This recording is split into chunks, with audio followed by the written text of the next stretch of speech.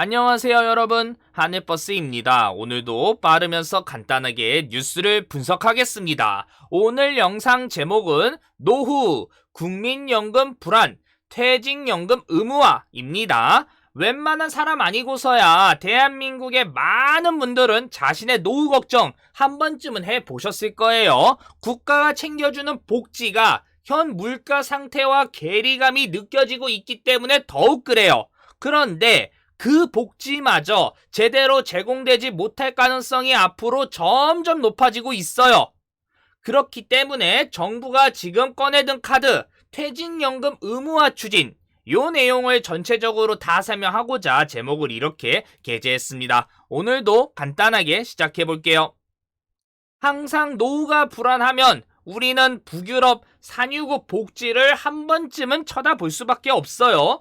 그 나라의 많은 복지 시스템이 우리나라보다는 조금 더 낫다라고 생각을 하고 있기 때문에 그렇습니다. 이 말은 우리가 앞으로 고령화 사회가 더욱더 가속화가 될 건데 노후 시스템을 지금 완비를 했어야 되는데 아직도 멀었다라는 거예요. 그래서 제가 우스갯소리로 매번 그런 이야기를 하죠. 우리 세대가 무덤에 들어가 줘야 대한민국의 노후복지 시스템이 완비될 거다라고 말입니다. 그러니 어떻게 해서든지 지금 살아가야 하는 많은 사람들을 이 상황을 탈피해야 되는데 그게 또 쉽지가 않아요. 그게 쉬웠으면 너도 나도 다 노후 준비했을 거니까 말입니다. 건물을 투자하기에도 애매하고 그렇다고 주식 투자하는 것도 애매하고 그러자니 또 뭐 이상한 해외 선물이나 FX에 투자하는 건 또 말도 안 되는 거고 펀드에 투자하기에도 매력적인 수익도 안 나고 그러니 국민연금이 정말 매력이 없다 하더라도 지금 국민연금을 받으시는 분들은 그나마 이것 이상의 좋은 건 없다라고 이야기를 하는 거예요. 계속 그렇게 이야기를 제가 또 말씀을 드리는 거고요. 확실한 건 지금 사회 중추 세대가 노후 세대를 지탱하기에는 정말 힘들어지고 있다라는 거예요. 인구가 계속 줄어들 가능성이 앞으로 너무나도 커지니까 말입니다.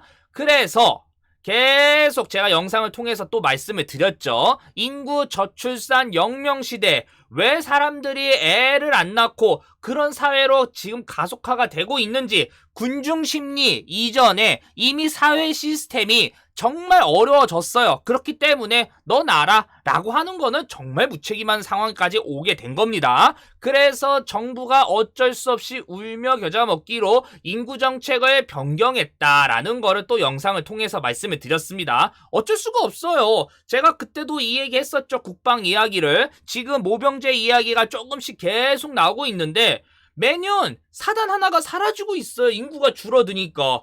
그러면 이대로 냅뒀다가는 군대가 계속 줄어들 건데 그러니 모병제를 하든 아니면 기간을 늘리든 아니면 뭐 정말 악수지만 여성분들의 간부화를 더욱더 강화를 시키든 뭔가를 해야 되기 때문에 정부가 난리를 치는 거예요. 어쨌든 이 영상을 통해서 제가 말씀드렸던 내용은 앞으로 대한민국의 인구는 더욱더 감소화될 거고 이게 가속화가 계속 될 수밖에 없는 상황이다라는 거예요. 정부도 그걸 인정했기 때문에 이제 인구정책을 완전히 180도로 바뀐 거고요.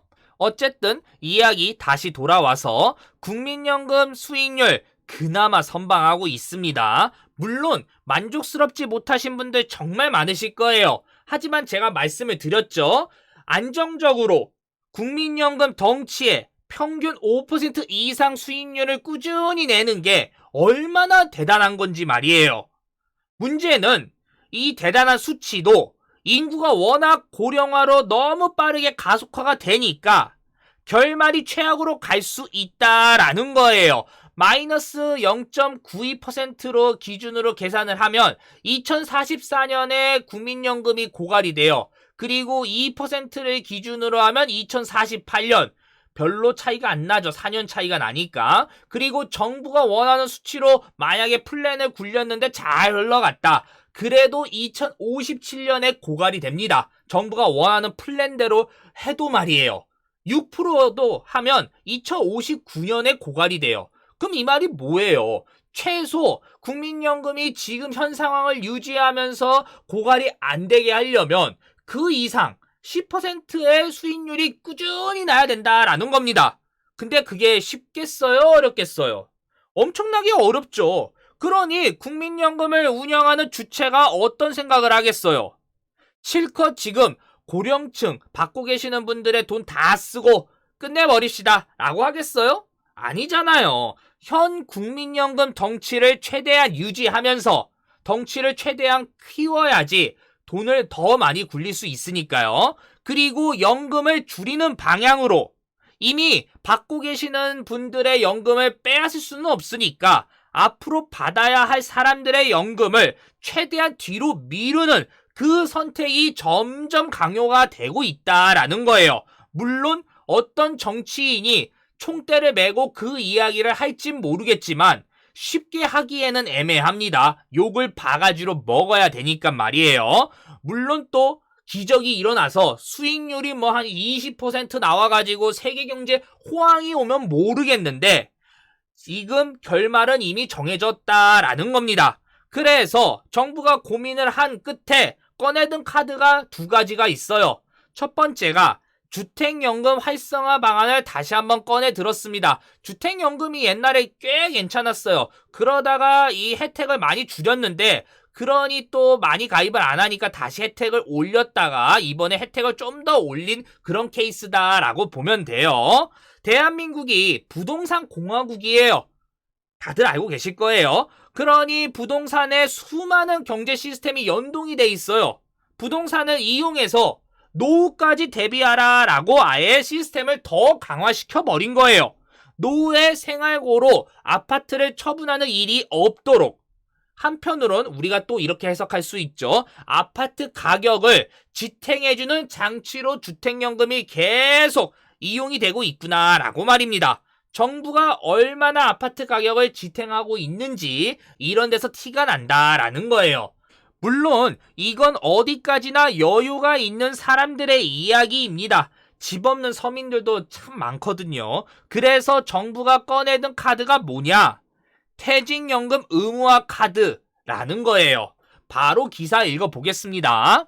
정부가 13일 고령인구 증가 대응 및 복지지출 관리 방안 확정 발표했다라고 해요. 핵심 내용은 바로 밑에 있습니다. 각 회사는 노사 합의에 따라 확정급여형 퇴직연금이나 확정기여형 퇴직연금 중 하나를 선택할 수 있다라고 합니다. 근로자가 받을 연금액이 사전에 확정돼서 적립금 일부가 사회나 사내에 적립돼 운영되는 방식이 확정급여형 퇴직연금. 내 연금은 정해져 있기 때문에 이거를 막 굴리든 말든 나랑은 상관없다라는 이야기인 거고, 근로자가 받을 퇴직급여가 적립금 운용 실적에 따라 연금급여액이 달라지는 게 확정기여형 퇴직연금. 이거는 운영 주체가 잘 굴리면 야, 내 연금 늘어났네 라고 할 수 있지만 반대로 정말 못하면 내리막으로 갈 수 있는 그 상품인 겁니다. 그리고 퇴직연금 가입률이 50.2%, 개인연금 가입률이 12.6%에 머물러 있는 현 상황에서 퇴직연금과 개인연금의 수익률이 정말 낮으니까 정부가 야, 이거 좀 고쳐야 된다. 강화해서 국민연금과 플러스로 노후복지에 조금 더 탄탄하게 해야겠네? 라고 명분을 만든 거예요. 아직 완벽하게 강제화는 된 거 아닙니다. 법제화가 아직 안 됐기 때문에. 근데 우리는 정부가 이런 생각을 하고 있구나 라고 캐치를 하면 되는 거죠. 이제 핵심을 바로 짚어보겠습니다. 퇴직연금 강제화. 간단하게 장점과 단점. 장점은 당연히 퇴직금을 받을 수 있을지 없을지 불안해하는 중소기업들 종사자분들의 큰 부담이 덜어졌다라는 거예요. 대기업 다니시는 분들은 잘 모르시겠지만 중소기업 종사자분들은 이 부분에 정말 큰 스트레스를 받고 계십니다. 이게 이제 뻥 크게 뚫렸다라는 거죠. 그러면 단점이 뭐겠어요? 목돈 만들기가 어려워졌다? 아니죠. 퇴직연금도 막 뭐가 문제다라고 하면 빼고 넣고가 가능합니다. 뭐냐? 퇴직연금을 초기부터 쌓아야 하는 사업주들의 머리가 더 터지게 되었다라는 거예요. 원래는 이 사람이 나갈 때 챙겨주면 되는데 이제는 처음부터 넣어줘야 되니까 부담이 늘었다라고 생각을 하는 거죠. 물론 원래 퇴직금은 당연히 쌓아놔야 하는 돈이 맞습니다. 다만 경영하는 사람들 입장에서는 자금 융통을 조금이라도 더 크게 숨통을 더 틔우고 싶게 하기 때문에 이런 이야기가 나오고 있다라는 거예요. 그리고 산업 전반적으로 크게 봤을 때는 퇴직연금 강제화가 금융업체들한테는 희소식이 될 수가 있습니다. 자금의 유입이 더 많아지기 때문에 그런 거죠. 이로 인해서 우리나라 주식, 채권 시장이 더 튼튼해질 수도 있는 거고요. 그리고 체력이나 노하우나 현저히 떨어지는 개인들보다 그나마, 정말 그나마예요, 노하우가 조금 있는 기업들이 이 연금을 운영해주기 때문에 내가 만약에 개인으로 해서 실수해서 돈 말아먹으면 정부가 책임져주지 않잖아요. 다만 기업이 만약에 큰 손실이 났어요. 그러면 정부가 어떻게 해서든지 공적 자금이건 뭐건 넣어주기 때문에 조금이나마 더 안정적이다라는 거예요. 그런데 말이에요, 퇴직연금이 수익률은 많이 기대하시면 안 됩니다. 저금리에 지금 투자할 공간이 없어요. 돈을 많이 넣어줘도 그 돈을 어딘가에 투자를 해야 되는데 없단 말이에요. 그러니 안정적으로 예전에는 채권 투자를 해서 그나마 금리를 받아먹으면서 어떻게 해서든지 수익률을 채웠는데 이것조차 아예 안 되니까 공격적으로 뭘 하긴 해야 돼요. 그러면 리스크가 크고 수익률이 그만큼 떨어질 수 있다라는 거예요. 그나마 국민연금은 돈의 힘으로, 어마어마한 그 힘으로 찍어 누르기 때문에 돈을 버는 방식으로 가는데 퇴직연금은 좀 애매하다라는 거예요. 지금도 성적이 나쁜데 더 나빠진다고 생각해 보세요.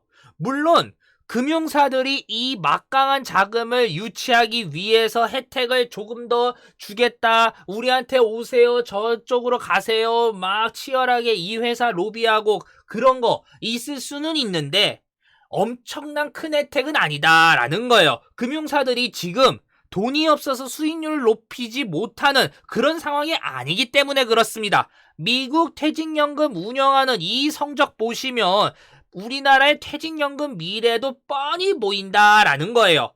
한마디로 저금리의 저주다라는 겁니다. 이러니 정부의 생각은 우리가 이해는 가긴 가는데 과연 국민연금의 빈틈을 퇴직연금이 제대로 채워줄 수 있을지는 의구심이 들 수밖에 없다라는 겁니다.